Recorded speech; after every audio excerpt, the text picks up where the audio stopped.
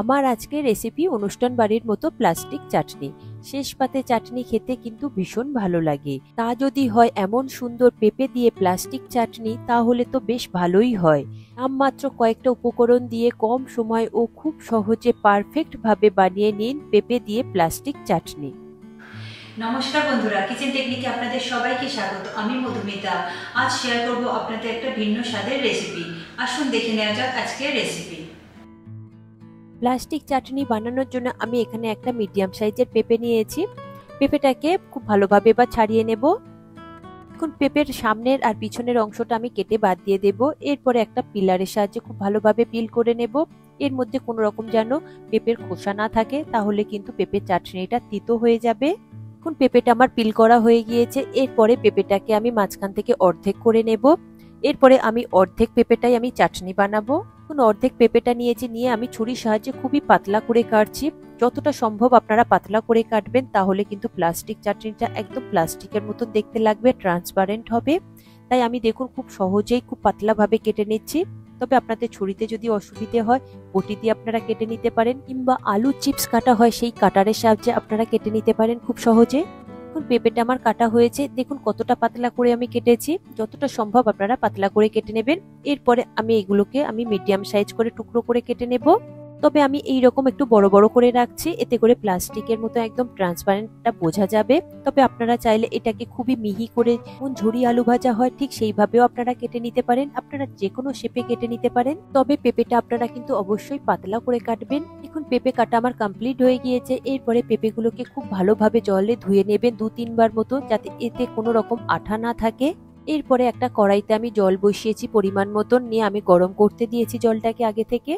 তারপরে দেখুন পেঁপেটা আমি খুব ভালোভাবে ধুয়ে নিয়েছি। এরপরে এই পেঁপেগুলোকে ওই উষ্ণ গরম জলের মধ্যে দিয়ে দেবেন। তারপরে দেখুন একটু নাড়াচাড়া করে দিচ্ছি। তারপরে এটাকে আমি ঢেকে দেব।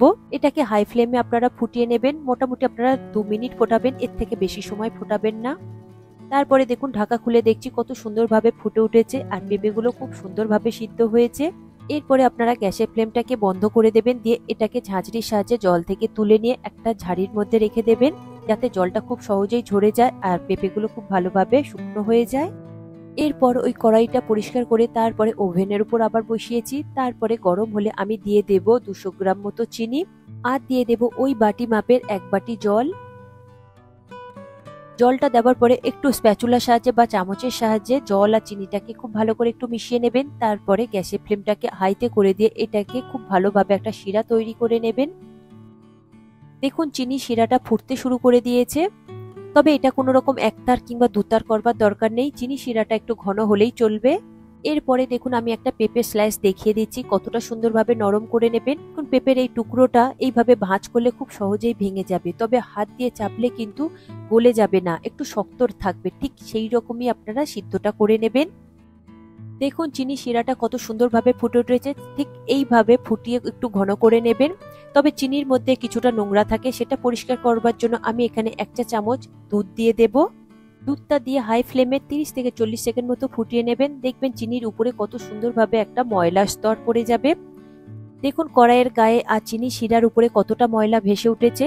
এইভাবে দুধ দিয়ে করে নিলে চিনির মধ্যে যে ময়লাটা থাকে সেটা উপরে ভেসে ওঠে। এরপরে এটাকে আমি স্প্যাচুলার সাহায্যে পরিষ্কার করে নেব। তবে আপনারা চাইলে ঝাঁঝরি দিয়েও পরিষ্কার করে নিতে পারেন। ঝাঁঝরি দিয়ে পরিষ্কার করলে বেশ একসঙ্গে অনেকটাই পরিমাণে উঠে আসে ময়লা।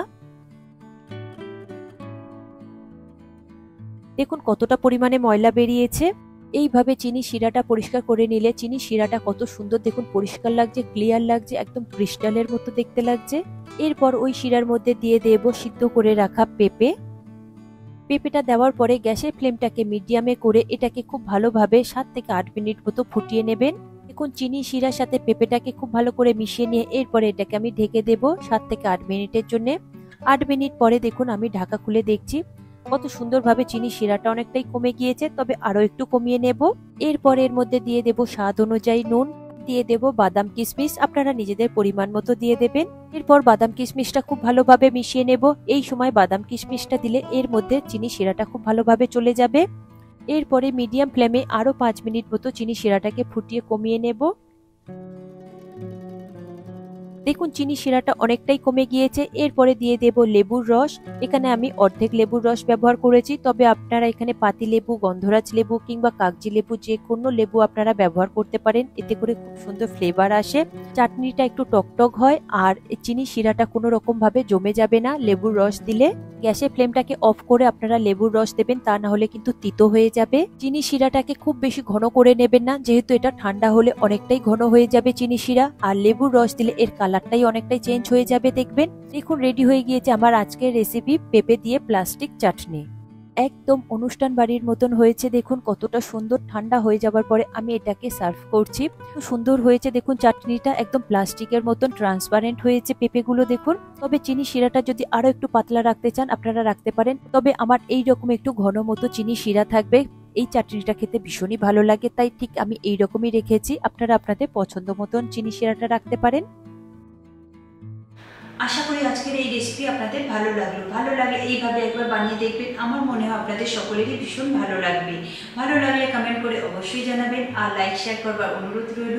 চ্যানেলটি যদি সাবস্ক্রাইব করা না থাকে তাহলে সাবস্ক্রাইব করে দেবেন, আর পাশে থাকা বেল আইকনটা প্রেস করে নেবেন। আমি যখনই ভিডিও আপলোড করব তখনই আপনার কাছে নোটিফিকেশন চলে যাবে। আজ তবে এই পর্যন্ত, আবারও দেখা হবে অন্য কোনো রেসিপির সাথে। সবাই ভালো থাকবেন, সুস্থ থাকবেন, আর ভিডিওটি পুরো দেখার জন্য অসংখ্য ধন্যবাদ।